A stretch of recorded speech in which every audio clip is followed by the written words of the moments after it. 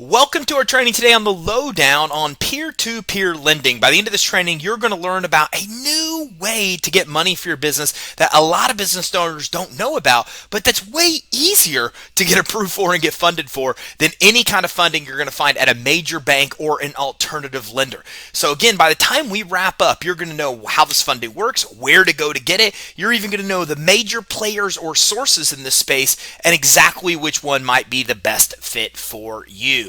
Okay, for those that don't know me, my name is Ty Crandall. I'm CEO at Credit Suite. And at Credit Suite, this is what we do. We help business owners get money, and we do it by helping you build business credit for your EIN that's not linked to your social, by accessing all kinds of loans and credit lines in one place through over 1,000 funding sources, and by improving your fundability, or the factors that lenders or credit issuers look at to determine if you should be approved and how much money you should get. So if we can help you along the way, feel free to give us a ring, 877-600-2487. Okay, so first, let's start with the beginning. What is peer-to-peer lending? Well, per Forbes, peer-to-peer lending is a new method of debt financing that allows people to borrow and lend money without a financial institution. Harnessing technology in a big data P2P platform connect borrowers to investors faster and cheaper than any bank. So here's where we get the link. So let's break this down and explain what peer-to-peer lending really is. So when we talk about peer-to-peer lending, we are talking about, as they say here, a method of debt financing. There's two kinds of financing in the business world. There's debt and there's equity. Okay, debt financing really has to do with you owe somebody money. You borrow money, you pay an interest rate, you pay them back. Equity financing is when you exchange a portion of equity or ownership in your business for actual money. So this comes from venture capitalists, it comes from angel investors. So this is a form of debt financing, money that you're going to borrow that needs to be paid back on certain terms. Okay, as we see the rest of this, okay, it allows people to borrow and lend money without a financial institution. Here's why. Peer-to-peer lending is private individuals investing in your business. That's what we're talking about here. So if you think about buying stocks, you are buying ownership interest in a publicly traded company. It allows people to basically invest and give money to publicly traded companies. Peer-to-peer lending is very similar, but with privately owned companies. So what it allows is it allows for investors, people like you and I that might have money that we want to invest somewhere, to invest in a privately owned business like you have. So it's way easier to get money with peer-to-peer lending than with any financial institution, which means any bank, any fintech, online alternative lender. This is one of the easiest ways that business owners can really get money. Now we look at harnessing technology and big data. P2P platforms connect borrowers to investors. That's what peer-to-peer lending is. Peer-to-peer lender, what I'm going to show you today are what are called platforms. Think of it like this. If you probably are familiar with crowdfunding, and if you've looked at crowdfunding is where a bunch of people in a crowd pool together their money and give to you for projects or for a certain company that you're starting or product that you're going to sell, whatever it may be. That's exactly how P2P platforms work. They pool together you, the actual person that's the borrower, and a bunch of investors or people that want to give borrowers like you money. So the P2P platform is just the platform that connects the two. It connects you as the borrower with the actual investor. And because of that, as you're seeing here, it's faster and cheaper than any bank. It's one of the fastest and easiest ways to get money right now. It's way easier than getting money with a big bank. It's way easier than getting money with an alternative lender. So here are the big players in this space. And we're going to talk about all of them today. We're going to talk about which one might work for you, what they do. There's clear differences between them, but Prosper, Lending Club, Upstart, Funding Circle. Lending Club is really one of the most well-known lenders in this space because they lend on the personal and the business side. They're very big. So is Prosper. So they're lending on the personal side and the business side. So we're used to seeing these kind of platforms used for personal loans. We're also used to seeing these kind of platforms used for business loans. And we'll talk about each one of these so you can learn a little bit more. Now, NerdWall adds this peer-to-peer lender to the list of the biggest and best known peer-to-peer lenders, StreetShares. Okay. Now, and I agree, StreetShares is a great way to get money, especially if you're a veteran. So we're actually going to come in and talk about StreetShares as well. And when we're done today, we're going to talk about all the major players in this space so you know which one may work best for you. So let's talk about Prosper. Well, they were the very first of these peer-to-peer platforms. So whenever you see P2P, we're talking about peer-to-peer platforms in the United States. And again, if you think about this by definition, peer-to-peer. You have private individuals with money that are lending to other privately owned companies that need money. It's a peer-to-peer. It's like your peers are lending you money instead of getting it from institutional lenders. Okay, they act as intermediaries between borrowers and investors, as we talked about, and they offer loans on a grading scale. Now, the grading scale corresponds to risk, and their data supports their own grading. So borrowers with worse grades are more likely to default on loans, so obviously experience higher interest rates. So what this means is it means Prosper, like most of these P2P platforms, what they actually have is they actually have the ability to grade themselves internally. They already use their own algorithms, their own computers internal to then determine your own risk, whether you should be lent money, the rates and terms on that money you should actually pay. So Prosper's grading comes from their own score, and their score is per them calculated using the historical performance of previous borrowed loans and similar characteristics. So basically, they're looking at your personal credit report, they're seeing how well you've paid back other similar loans, and they're making the decision based on other factors on your credit report as well, but mostly based on your ability to pay back other kind of loans in the past. So a lot of people don't know this, but well, a lot of people have a general idea, but don't know this specifically, that when you go to get credit monitoring and you look at your FICO score, that's not the same FICO score that a mortgage lender looks at. It's not the same FICO score that an auto lender looks at. The reason is, it's because of what we call scorecards. Now, there's about 16 different scorecards for different industries, but here's how they work, and this will help you a lot to get approved for any kind of loan. If you go to get approved for a mortgage, then that mortgage company, that lender, cares most about your mortgage history in the past than any other history. That makes sense, right? If you're going to get a mortgage, they care about how you paid on other mortgages more than you've paid on a car loan or a credit card. If you go to get a car loan, well, they care more about your car history and how you've paid auto history more than mortgage history or more than credit cards. So these are called scorecards. So what happens is when you go to get a mortgage, they take your normal FICO score, but they weigh your mortgage history heavier into the score than any other factor because it's what they care about most. So that means if you have really good mortgage history, but some other late payments, your mortgage score could be higher than what you pull with your credit monitoring. The same thing with auto. If you go to get an auto loan, they are weighing your auto history, how you've paid your auto loans, heavier into your score than anything else. This is why when you go to get a car, go to get a home loan, your credit scores are different from each other and different from what you pull in credit monitoring. It's these weighted scores that come with these industry-specific scorecards. So the mortgage, for example, is mortgage industry. It's called a mortgage industry option. The auto industry option, that's the name of those scores. Same thing here. What they're looking for is they're looking for how you paid similar loans and weighing the payments on those heavier into their score calculations than anything else. So if you've had other kind of signature loans, other kind of loans that are issued, then they're going to weigh those higher, and if you've paid those well, then your chances of getting approved are much better.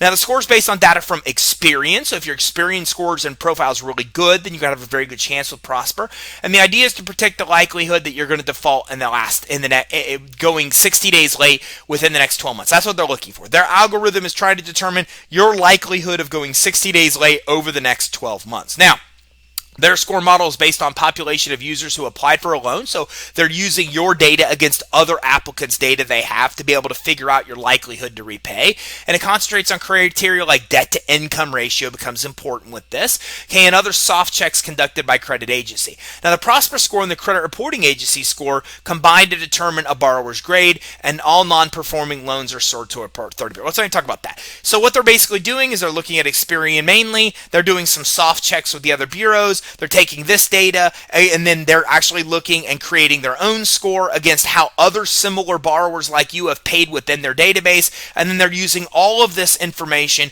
to basically give you a grade, and that grade will determine if you're going to be approved, how much you may be approved for, the rates and terms that you'll pay. Now, if you default on the loan, then what they do is they basically just sell that to another party to actually collect on that, okay, and affected investors then get an amount in proportion to the defaulted loan. So again, what's happening here is, remember, there are investors, these are private investors that are investing into your loan, so if you ever defaulted, then those investors affected get an amount in proportion to the defaulted loan. So they're still going to get paid back their money based on what you did pay, and then they get a portion here of what you can see on the defaulted loan. So that affects you if you're interested in investing with Prosper. Okay, now Prosper charges a closing fee. It runs from about 0.5% to 5% depending on the grade, depending on your risk. Investors pay a 1% 3% yearly fee, and the fee is based on current outstanding loan principal. The minimum investment, if you wanted to invest with Prosper into other companies, is $25. So you can be able to get started with them pretty light. So again, what we're talking about here is two options. We're talking about you investing into other privately owned companies to be able to get a return and you being an investor in these platforms. And then, of course, we're talking about what's most important for this training, which is you being a borrower and what it's like to actually get approved. So Lending Club, they are the largest P2P platform. They have a 45% share of the market. Like I said, there's a reason many of us have heard of Lending Club. They are the biggest in the P2P space on the personal loan side and on the business side. They have about 45% of the share of the entire market. They've loaned out over $20 billion, and they offer small and medium-sized enterprise commercial loans. They also offer consumer loans, as I mentioned. Okay, now the loan terms are fixed. Their terms are 36 or 60 months, so 3 years to 5 years. Loans for individuals run from $1,000 to $35,000, and loans for businesses run from $15,000 to $300,000. So it gives you an idea of how much money you're able to get from Lending Club. Now, much like Prosper, Lending Club grades its borrowers. The worse grade, the higher the interest rate, and the worse grade, the more likely a borrower is to default. Now, Lending Club data supports this. However, for investors, returns tend to be better for higher risk loans. Of course it is. They charge you more money. Okay, so that's the thing. A lot of people, don't realize that the money in lending all comes in subprime. Okay, banks don't make a lot of money on 0% credit cards or 1 or 2, 3% interest rates on prime borrowers. They make the most of their money on subprime borrowers because subprime borrowers that are higher risk, have credit issues, they charge higher interest too. Okay, so again, they're going to get better returns as an investor with higher risk loans because more interest is being charged on those. So their system actually grades borrowers using a combination of their own scoring model, your FICO score, the applicant's other credit features on your credit report. And for non-performing loans, they charge investors 18% of any amounts collected. And this is if no litigation is involved to try to collect that money. But if litigation is needed, investors will also have to pay 30% of hourly attorney fees. So again, as an investor, there could be a cost here if they have to go to collect on that loan if that loan actually defaults. And remember, we're covering both sides here, what it's like to be an investor and what it's like to actually be a borrower. So let's talk about Funding Circle. They only do business loans. So far, Prosper and Lending Club both do both personal and consumer loans. They operate in the US, UK, Germany, and the Netherlands. They've loaned over $3 billion, not even a smidgen of the $20 billion that we saw lent by Prosper or by Lending Club. Funding Circle operates with a business borrower's bill of rights, and you can learn more about that at fundingcircle.com/US/business-borrower-bill-of-rights. Funding Circle lending loans from $25,000 to $500,000. So higher, we saw here in the beginning of Prosper, we go up to $300,000, so the highest amount we've seen so far. Interest rates are from 5.5 to 27.8. I mean, almost about 5% to 28%. That's based on risk. So it goes to show you that they have low and they have high risk. Now, I love interest rate ranges like this, and here's why. Because what happens when you have a wide array of interest rates, like 5 to 30%? It means they deal with low-risk borrowers and high-risk borrowers. So it's a great place to go, even if you have some credit issues, even if some other things in your business, like your revenue, aren't as solid as they should be to get other kind of financing. Now, investors are charged a 1% monthly service fee on all payments received within the month.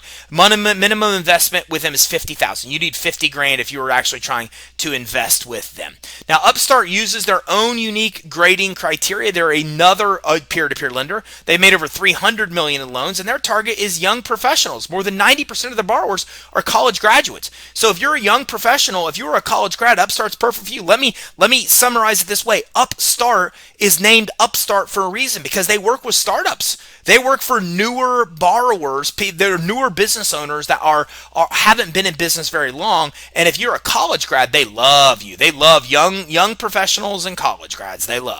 So in deciding whether to loan, they look at your FICO scores, your educational background. Interesting. Only one so far that's looked at your education as a factor for approval. And they also target small business startups. Upstart has the lowest default rate across the industry thus far. Over 94% of their loans are on track to be repaid. Here's what I think is interesting about this. We hear so much about startups being high risk, but yet Upstart is the only peer-to-peer lender that focuses on startups, and their default rate, the amount of people that don't pay them, is the lowest that we've ever seen seen of any company in this industry. So interesting.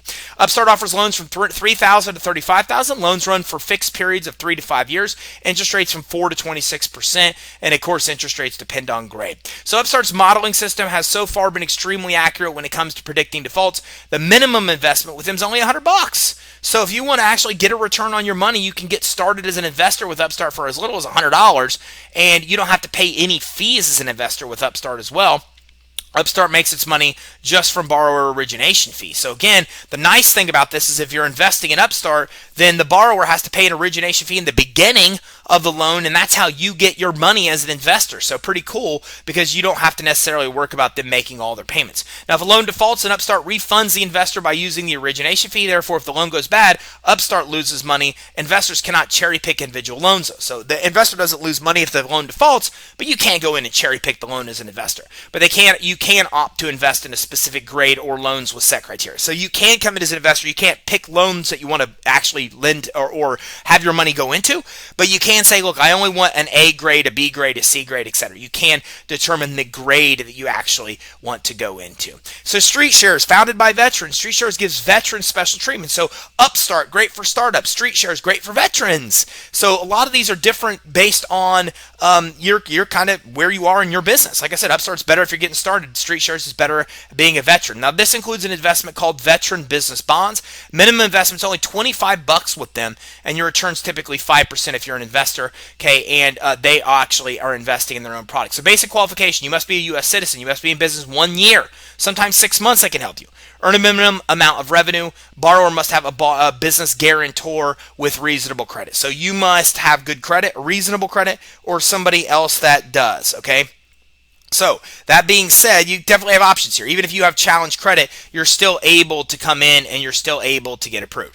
Now, you've got to provide your social security number, your EIN, the amount of outstanding debts you have, your 6 most recent bank statements, your most recent personal and business tax returns, and at times, StreetShares will also ask for financials like P&L and balance sheet, but sometimes they don't, depending on the loan amount. Okay, they perform a soft credit check only, not a hard inquiry. They offer 3 to 6 month terms. This is very important. The other ones I've shown you go as far as 5 years. This is only going as far as 3 years. So it becomes very important here because, again, the longer the term, the lowest your payment's going to be. Okay, and StreetShares offers lines of credit. They offer a credit line as well from $2,000 to $100,000, and the maximum loan amount with them is $100,000, way less than the other providers. We saw Prosper. We saw Lending Club doing $500,000, so much less than that. So peer-to-peer lending allows investors to lend out money, and the lending platforms acts as go-between between you and the actual investor. These platforms often grade borrowers to assess risk based on their own algorithms, their own grading system. They're responsible for collecting from you if you default, and sometimes they'll pass the fallout from defaulted loans on to investors depending on the source. And that only matters to you if you're actually investing. Remember, I've talked to you about this from 2 angles, being an investor and being a borrower. So you have a couple different options there. The biggest and best known player in the space are Prosper, Lending Club, Upstart, and StreetShares. We talked about Prosper and Lending Club. Prosper being the first, Lending Club being the biggest, Upstart focusing on startups, StreetShares focusing on veterans. So some different sources, and of course funding circles out there too, but they're just not as big because they only focus on the business space. Now, keep in mind, okay, that when you work with us, you're working with every legitimate funding program that's out there, and we never charge you fees to help you with getting financing for your business. As a matter of fact, we do so much business that we get discounts from our lenders we pass on to you, and we help work with you to develop a blueprint to get SBA loans and a lot of long-term low interest rate loans. So our goal here at Credit Suite is that you never need to look for funding again. You could just give us a call. You can go to creditsuite.com/funding to get funding to get approved. And then what we do is we actually help work with you, help guide you to places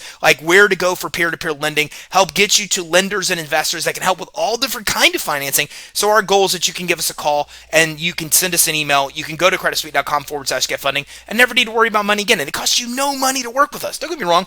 Lenders are going to charge you rates and fees, and we use the volume we do to get you discounts there, but we don't actually charge you any fees to help you with any aspect of getting funding. So if we can help you along the way, give us a ring, 877-600-2487 or info@creditsuite.com.